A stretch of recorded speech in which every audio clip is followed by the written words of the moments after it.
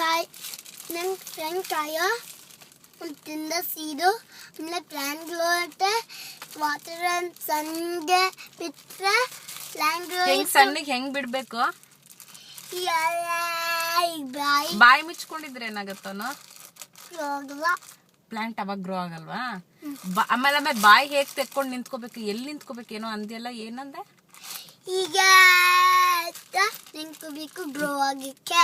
ಎಲ್ಲಿ ನಿಂತಿರ್ಬೇಕದು? ಎಲ್ಲಿ ನಿಂತಿರ್ಬೇಕು? ನಂಗೆ ಬಾಲ್ಕನಿಯಲ್ಲಿ. ಯಾಕೆ? ಸನ್ಗೋಸ್ಕರನಾ? ಆಮೇಲೆ ಗ್ರೋ ಆಗ್ಬಿಟ್ಟು ಆಮೇಲೆ ಈಗ ತಿನ್ನಕ ಬರೀ ಆಪಲ್ ತಿನ್ನಕ್ಕಾಗುತ್ತೆ. ಅಯ್ಯೋ, ಅವ್ನ್ ಬರೀ ಬಾಯಿ ಅಂತ ಇಟ್ಕೊಳ್ದೆ ಬಾಯಿಯೊಳಗ್ ಹಂಗ ಇಟ್ಕೊಳ್ದಿದ್ರೆ ಏನಾಗತ್ತೆ ಹೇಳು? ಬಾಯಿಗೆ ಬಾಯಿನ ಸಣ್ಣಿಗೆ ಇಟ್ಕೊಳ್ದಿದ್ರೆ ಅಂತ ಇಟ್ಕೊಳ್ದಿದ್ರೆ ಏನಾಗತ್ತೆ? ಬೀಜ ಎಲ್ಲೋಗುತ್ತೆ? ಬೀಜ ಕ್ರಂಚ್ ಆಗಿ ಪೂಪಲ್ ಹೋಗುತ್ತೆ. ಕ್ರಂಚ್ ಆಗಿ ಪೂಪಲ್ ಹೊಟ್ಟೋಗುತ್ತೆ ಅಷ್ಟೇ. ಆಮೇಲೆ ನೀನ್ ಬೆಳಗ್ಗೆ ಹೇಳ್ದಲ್ಲ, ಇನ್ನೇನೋ ಹೇಳ್ದಿ, ಬೀಜ ಅಲ್ಲಿ ಒಳಗೋದ್ರೆ ಏನಾಗುತ್ತೆ ಅಂತ.